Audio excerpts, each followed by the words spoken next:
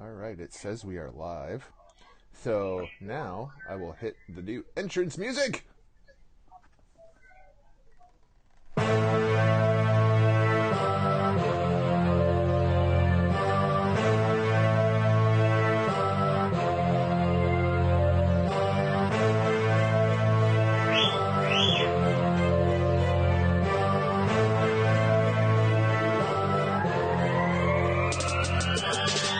It is Tuesday, November 27th, 2018, and you are tuned into the debut episode of HTM Sports here at twitch.tv/hittingthemarks, an audio version at hittingthemarks.podbean.com. My name is Jargo. I will be your host for the day, but give it up for my tag team partner, the Kareem to my magic, Huckleberry number one, RBB. Rick, welcome to HTM Sports. It's me. It's that R to the B to the V. But I got to be a little honest with you, Jargo. Coming into this thing, this is a different game. This is a different dynamic. I want to drop my wrestling references here, but this is, I guess, this is a whole new ball game. This works then, right? A whole new ball game. Well said. Well said. Let's see if anybody decides to join us here at twitch.tv. We did tell a few people that we were going to be doing this. It's kind of a debut episode. It's a bit of a trial run, kind of make sure all the software is working all right, that all the soundboards are good and everything's working well. Huckleberry, we're going to shoot for a half hour here. Of course, you know, when we shoot for a half hour, things normally end up coming out about an hour and a half. So let's go ahead and jump right into it. Let's start things off with college football, because the big story of the week has got to be your Ohio State Buckeyes just wiping the floor with Michigan, 62-39 in the horseshoe. Holy crap, Huckleberry. I don't think anybody saw this thing coming. Well, how many weeks going back, and how many times have you repeatedly told me on the Hitting the Marks Pro Wrestling podcast, the Buckeyes are done, there is no chance. And I admit it to you, hey, they were struggling to get to the finish line, but as long as they kept winning, they gave themselves a chance. And now look where we are here, Jargo. Now you're sitting here eating crow because the Buckeyes are on the verge. They're right there waiting to get in. They still need a lot to happen for them, and this thing is still wide open for a handful of teams. But hey, you didn't believe in the great state of Ohio. Still don't. Luckily, we've been thumbs up for a while here. Yeah, we will talk a little bit more about Ohio State here in just a couple of seconds when we try to talk about this top four. We got Paul Arzola. Paul Arzola is joining us in the chat room. We got Arzola, one of our good friends, but I want to throw it out there to a gentleman I know who's going to be listening to the show, and he's an Ohio guy, but he roots for that team just a little north of us. And I'm talking about Horsley there. But with the bad weather we are getting, we got icy roads. It is terrible road conditions out there. I want to remind him to keep it at 10-2, buddy. You know, just like your record, 10-2. Keep it safe while you're getting home to that beautiful family of yours. Harsh. Love it. Notre Dame outlasts USC. Huckleberry, I thought this game was this coming weekend. I was kind of pissed off because I was going to DVR this game and I was going to watch it and I was all excited to watch it. And then while we were talking about it, you were like, dude, Notre Dame beat USC this weekend. And I was like, God damn it. And then I saw the score and I was like, 24-17. USC was up on Notre Dame 10-0. Notre Dame had to come back. It was the only time this year that they've been down by double digits. Notre Dame showing a little bit of perseverance here, a little bit of tenacity. Nice to see that out of the Irish. You know, I think we should look at it on the other side. You know, coming into this playoff system, they've got their dance ticket ready. They're ready to go. They are playoff bound. They took care of business. Now they do have the good fortune. They don't have a conference championship. This is a bye week, and it's a much-needed break for them because they need the rest. Last couple weeks, they've seen some serious injuries at some impactful positions. And right now, I'm talking about, we were talking about how Ohio State was kind of struggling to get to the finish line. I think of anyone with the potential to get into this playoff system or those that are already going, Notre Dame's got to be the weakest of this group. And it's because they're wounded. They're wounded right now. Yeah, they're pretty beat up. The other team that we're actually not going to talk about today is UCF. And I was reading online shortly before we started recording today that their quarterback does have blood flow back in his leg.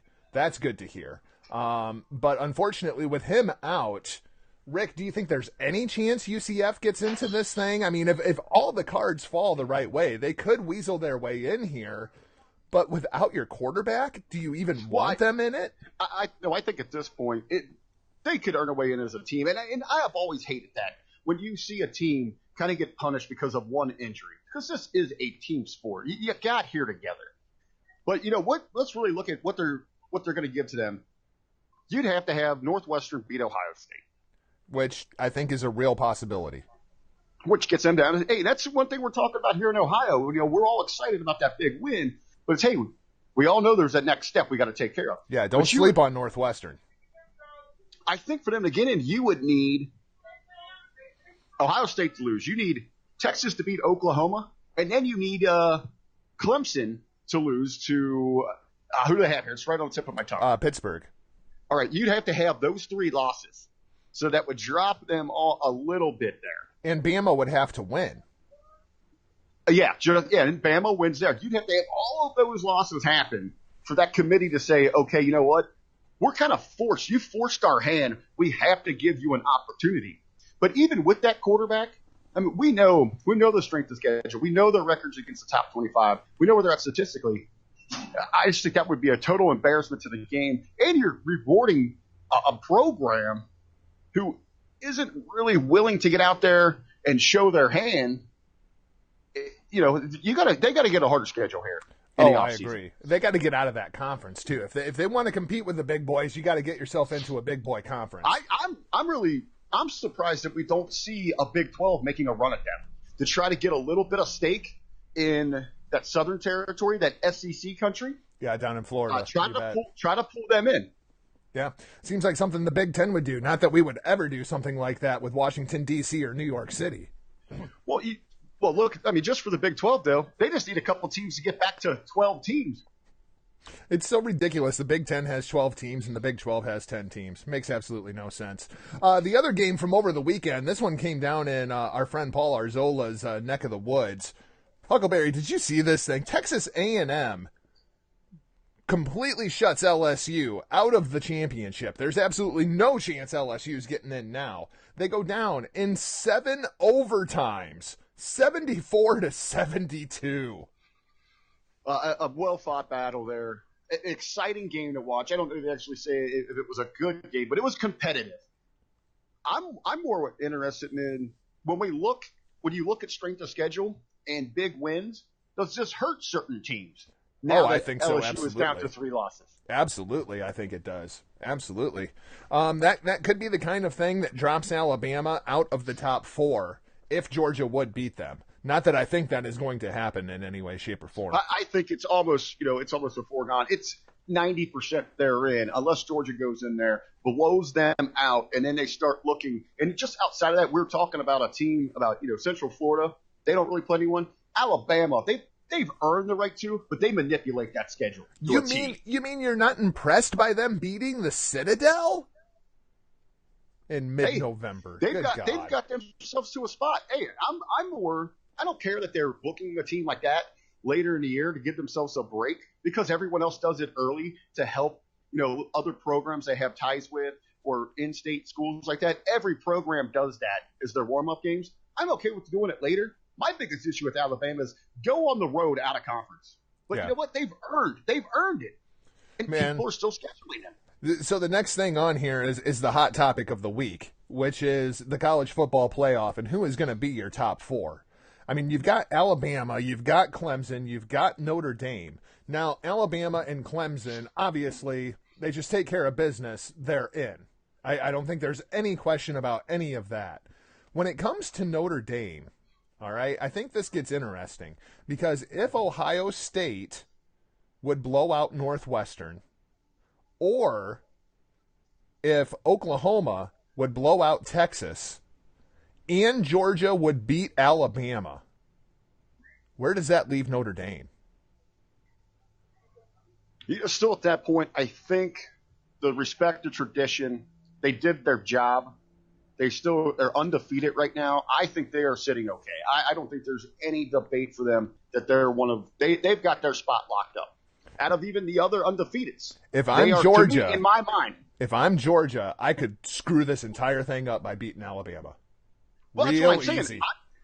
I'm not necessarily putting Bama as a lock. The only lock I'm giving you right now on a Tuesday at 4:40 Eastern is that Notre Dame is in. So who is number 4? That's the big question today. Oklahoma or Ohio State? Now, obviously, Huckleberry is going to be an Ohio State homer. I think it's Oklahoma. I'm not. I think when we see this new playoff ranking come out tonight, you're not going to see either one of those teams at number 4. You're going to have 2 SEC schools in there. You're going to have Georgia's going to occupy that spot going into next weekend. Now, the big question is, if they lose that game, then where do you go? Is it Oklahoma? Is it Ohio State if they both go over? Well, here's a little bit of a comparison here between the Sooners and the Buckeyes. FPI ranking. Oklahoma's 5th, Ohio State is 6th. Strength of record, Oklahoma is 6th, Ohio State is 5th. Strength of schedule, Oklahoma 34th, Ohio State 48th. That one absolutely goes advantage Oklahoma. Top 25 wins, Oklahoma has 3, Ohio State has 2. But at the end of the year, where were those teams standing? Because if we're looking at current rankings, a lot of those teams have fallen out. They're only 1-1 right now, going into their championship week against top 25, where Ohio State has 4 at the end of the year, top 25. The thing that really hurts Ohio State, your worst loss, Oklahoma, Texas by 3. Ohio State, Purdue by 29. I get that there. We can look at the losses there, but let's go back this week to the biggest ass beating laid on a top ranked school. That happened in the shoe as the forgotten cashed out Ohio State Buckeyes laid it to the revenge tour coming from Michigan. To me, that win speaks volumes over anything that Oklahoma is doing. 62-39. My God. But I think the other thing that works in Oklahoma's favor, well, I mean, obviously they have to win the Big 12 championship game, but that avenges the loss. Their loss came to Texas. If they can avenge that loss, I think that would be huge for them. It'd be like Ohio State getting another shot at Purdue, because I don't think there's any chance in hell that Purdue beats them by 29 any other time that you play that game. Well, and you're revisiting one of their biggest rivalries in college sports, Texas, Oklahoma. Oh, I thought you were talking about Purdue and Ohio State. What the hell kind of crack are you smoking? No, you'd be revisiting that. Just inside the Big 12, it's a huge rivalry. It's one of the biggest in all of college sports, Oklahoma, Texas. So they might be getting that wave of emotion. But let's talk about the business side of this thing. And I know you threw out there, you like the matchup better if it's Alabama 1 versus Oklahoma 4, because Oklahoma they spread the field a bit more, that wide open. They're everything Alabama hates. If you're going to beat Alabama, you beat them by playing Oklahoma-style football. But if we're looking at a business side of this thing, you know you're going to get the very best from the Buckeyes. You know you're going to get travel. You're going to get advertising. You're going to get merch sales. You put Ohio State in this thing, they're going to blow everyone out of the water when it comes to those statistics. And business matters. Okay, but here's one team that they're not going to blow out of the water, and that's Notre Dame. They actually will, because that Notre Dame fan base has been so diminished since you and I were growing up, since we were in high school. I mean, they went off the radar for a decade. Maybe it's just because we live in the Midwest, man, but Notre Dame, I still see Notre Dame crap everywhere. You look nationally, they have fallen off the radar. But going back to early 90s to around when we graduated high school, I mean, it's Notre Dame. No matter how they were, it was a big deal. They were always in contention. Through the early 2000s, through the teens here, these kids, they don't know that. And they're not as hot anymore. NBC Sports still misses the ball a little bit with how much they're giving them. They just were locked into that deal for so long. That was a ridiculous contract to begin with. I still don't understand how they got that. Let's go ahead. Let's throw things over to the NFL. Oh, yeah, it's so great that I have all these nice little soundboards and stuff to make us look all professional and stuff, even when we're really not.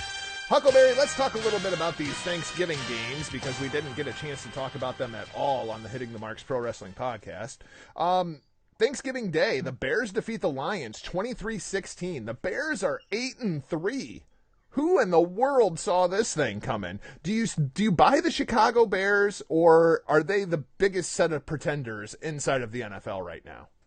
Well, I think there's a few other sets out there. I want to give you credit to a team we're going to talk about here that you've been calling a pretender since the get-go, that I was ready to buy when you were sell on. I think though it's maybe a little column A, column B here with the Bears. I think really, your division up there, that black and blue, the NFC North, arguably as a whole, probably the weakest, second weakest. It's really hard to deny that honor to the NFC East. Yeah. But you start looking at this thing, the Packers became sellers. They just didn't have the weapons behind their stud. The Lions, who, were projected, hey, this was a team that was Huckleberry's breaking up here. Even early. Lions. Hey, there you are. You're back. There we are. Gotta love technology, man. Everything was going so well. Oh, everything's fine. Hey, every once in a while, we're talking about the black and blue division, what they're known for. We are getting pounded with that here in Ohio. It's coming down. I can only see like maybe 2 feet out the window. It's just coming down, and we got an ice storm here in southern Ohio. So, hey, we're talking black and blue football. That's what that's all about. But that division is so down this year. But, hey, the Bears are coming up in big games. They're on a hell of a stretch right now. I tell you what, if the Chicago Bears win the NFC North, I can tell you one place I don't want to play in January, and that is Soldier Field in Chicago. You can beat anybody up there with a good defense in January. Yeah, right now they're looking like at least they're going to get to host that first game in the playoff round or the wild card round. Very dangerous moving on. And they're a team as well, depending on where they go, they can travel. They're going to get you in any kind of weather, and they can get you on any day. I still don't buy Mitchell Trubisky. The Cowboys take control of the awful NFC East, put down the Redskins 31-23. I don't think this is any big surprise, though. I think Colt McCoy actually played really, really well for a guy that had to remind everybody that he was in the league a week ago.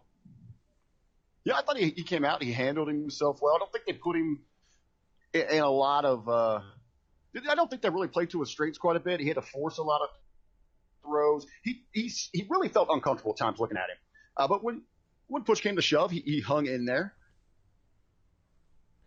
And then we have the Saints doing what the Saints do.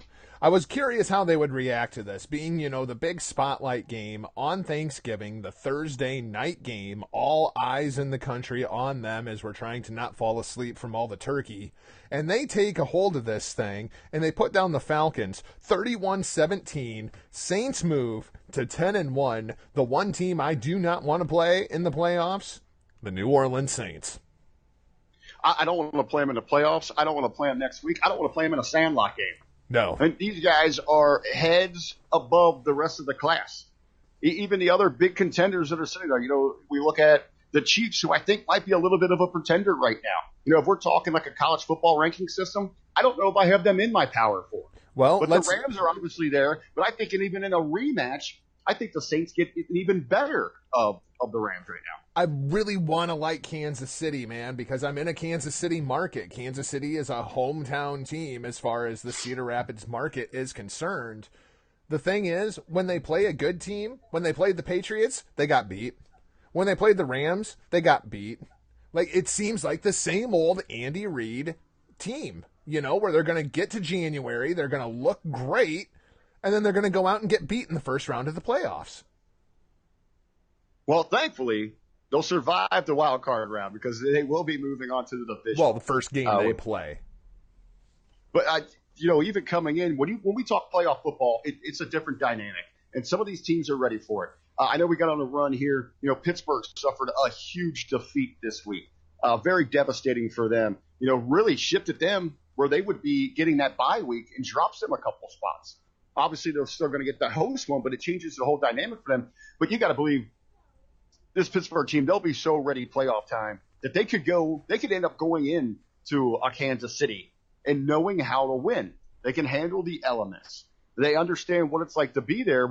We've seen an Andy Reid team fail so many other times, and especially when he's going to have to rely on these young stars in Kansas City.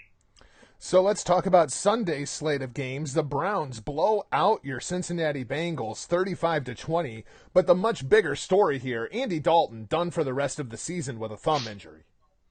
Well, a couple interests. This is the first road win that the Browns have had in 25 chances. That's ridiculous. And sitting here, we were recording. We went after halftime. I said, I'm done watching this bullcrap. We recorded a wrestling show on that thing. But hey, I was just here. You saw some of the people I was talking to. The real big story, I know nationally, might be that Dalton's gone. That's not the case here. The case is, does he have a future with this team? Is he out? They could save $16 million by just sticking with the current backup there. Why the hell does Marvin Lewis still have a job? Why the hell was Hughes Jackson brought in here? And the biggest fear is that Marvin, and you hear rumblings, it's nothing definite. I'm having a hard time believing, that Marvin's going to finally take that move to the front office next year, and they're going to hand the keys to this thing to Hugh Jackson. Oh, my gosh. The problem is when you say it out loud, you're thinking there's no way that a franchise is this stupid or inept. But when I actually hear myself saying it, and I'm growing up here as a Bengal fan, yes, they are. Here's what happened. You talk about a changing of the guard. What happened Sunday in Cincinnati, it wasn't making a main eventer. It was like finally Kurt Hawkins handing something off, his losing streak, to someone else. It was a changing of the guard. The Browns are going to elevate themselves and move up, and the Bengals for the next decade will now be the bottom dwellers and going back to the laughingstock that they were in the 90s. So who's the backup? A.J. McCarron? No, he left last year. It's a young kid. I had his name here. Escaped me here. But hey, when he came out of high school, he was the number one quarterback, the national high school quarterback of the year. He actually is talented. We were actually having this conversation as I was telling people that we were going to launch the HTM Sports, asking some Bengals questions here. And I asked some of the people, everyone's so upset with the possibility of Hugh taking over the Cincinnati Bengals. They said, well, how would you guys feel if maybe he just came back as a coordinator? They promised him that role.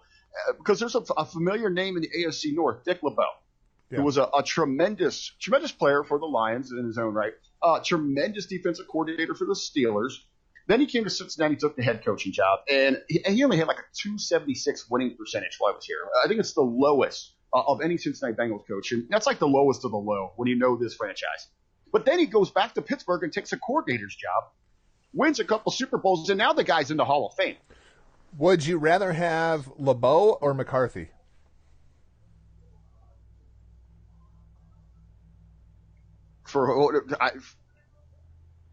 Well, I mean, LeBeau's already off the shelf, man. The guy's. Oh, is he gone? Well, I'm talking about the coordinator. I'm sorry, not LeBeau. Would you rather have Jackson or McCarthy? That's what I meant. Sorry, I got my brainwaves fried there. Smoked too much weed. The question. Well, that was a question I was going to ask you. Another argument around here is if Marvin leaves, what coaches are out there? Mike McCarthy. Who's going to fill the shot? But I still agree with you. He's got that potential for that running in Cleveland. Although the gentleman up there is showing. I mean, he looks like a good head coach. He's got this team back on track. As on track as the Cleveland Browns can be. The Seattle Seahawks. I almost think the Bengals just need to go a different direction and start fresh. Go get a coordinator out of college. Get somebody young. Try to get some new life, some new energy. If you go at this point, you try to get anyone that's mediocre, this fan base they're just fed up with it. Seattle Seahawks go down to Carolina and expose the Panthers 30-27. Cam Newton being Cam Newton. I've been telling you forever to sell on Carolina. So that's got to clearly be where you're going here. But now I guess you're finally ready to sell on Carolina. Are you ready to buy Seattle? Well, again, I'm not. I'm going to go back. I will have to eat some pro here. I'll have to backtrack a little bit. I thought Carolina was going to be something special that could make some noise. They have the athletes, the studs. They don't have it all together right now. I don't even know now if they're really a playoff quality team. Maybe just might be on the outside. On the flip of that, though, I still don't know if I buy Seattle. I think they're just in that next crop of that echelon of your Saints and your Rams. I don't even like Seattle against the Bears.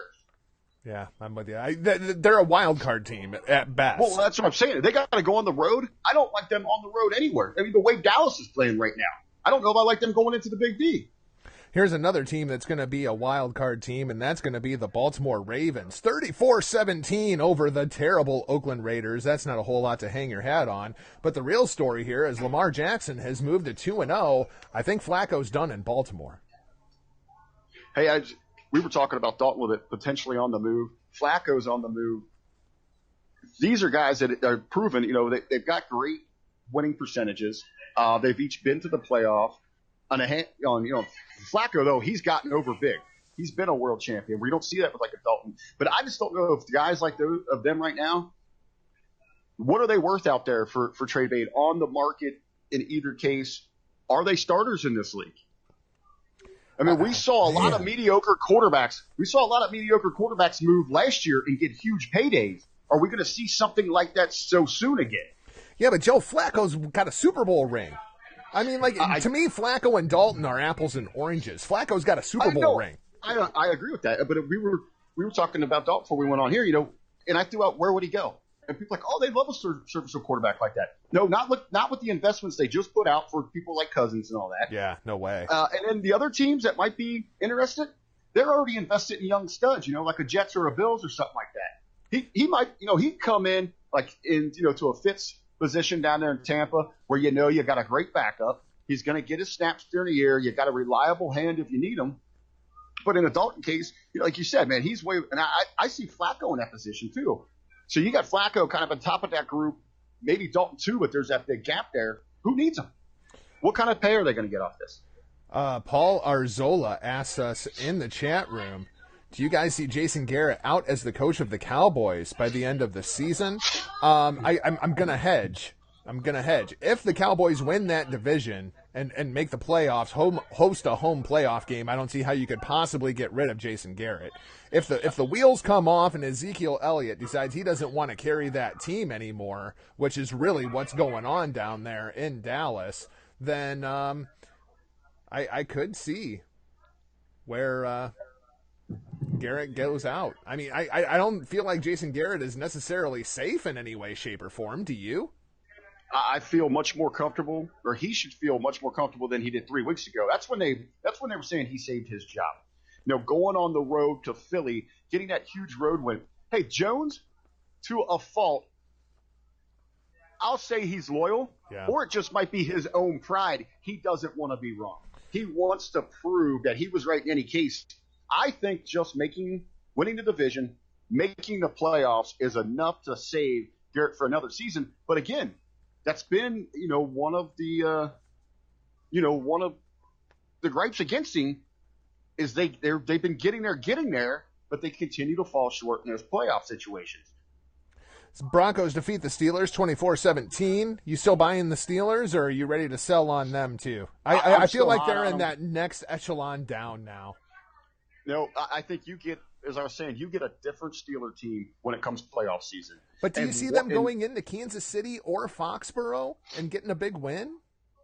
They've proven they know how to go in there and win in Foxborough. I don't really trust Andy Reid and the young team in Kansas City. I think they're going to take this loss at Mile High, which, by the way, is one of the hardest places to go in and get a win. That's true. Especially late in the year. This might be a letdown. That's more one of those blessings in disguise that revigorates them to say, you know what, now we've got to get ourselves – we went through those early season struggles where people thought we were falling apart. We got ourselves back on track. We're right up here in the running for just not even the division, the conference. You fall back down a little bit. This is that next kick in the ass that they need to start playing some playoff football. Weeks ago, I'll come out here and say it right now. My prediction for the Super Bowl is the Saints and Steelers. Weeks ago, we kind of anointed Drew Brees the default MVP. And Huckleberry, there's something else going on here. The Colts win again this week, 27-24. I guess my question to you, is Andrew Luck the real MVP? Because I can't tell you one player that plays for the Indianapolis Colts not named Andrew Luck. They got a few players there, but he's playing out of his mind. And this team, they're going to be that surprise. They're going to steal a playoff spot here. They're going to make some noise. But I think overall, he's got a great story. He is obviously the comeback player of the year. But the accomplishments that we are seeing from Drew Brees, what is happening for that team, they are unmatched. It's true. It's true. I don't know, man. I feel like Luck absolutely deserves to be in that conversation. Let's talk. Conversation, great. Here's a seat at the table, but your name's not getting called in the trophy. Let's talk a little bit of college basketball real quick before we wrap things up here. The Big Ten versus ACC Challenge is underway and going strong. Kicked off last night. Nebraska defeating Clemson 68-66. Boston College besting Minnesota 68-56. So we're split at 1. Jesus Christ, that woman is pissed. Holy cow. Tonight, though, we've got a big slate of games here, Huckleberry, and one of them I know will spark your interest. We've got Illinois at Notre Dame, because Notre Dame's in the ACC when it comes to basketball. Number 13, Virginia Tech at Penn State. Number 9, Michigan State at Louisville. That should be a really good game. NC State at number 22, Wisconsin. Pittsburgh is going to defeat number 14, Iowa tonight. That's what I see going down. And then we have your marquee game of the night, Indiana at number 3, Duke, 9:30 on ESPN.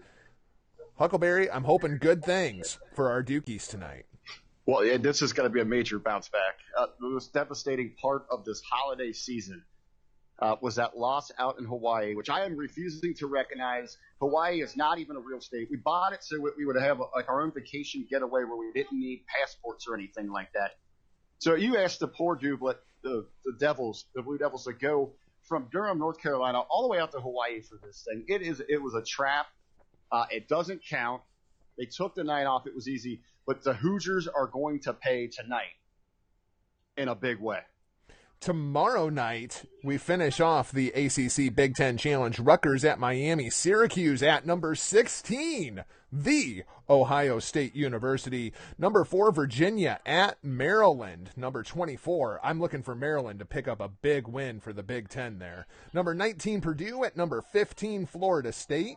Georgia Tech at Northwestern. That's known as the come-down match in the pro wrestling world. And then we have your marquee game of this entire shindig, Huckleberry. Number 11, North Carolina at number 7, Michigan. Tomorrow night, 9:30 on ESPN.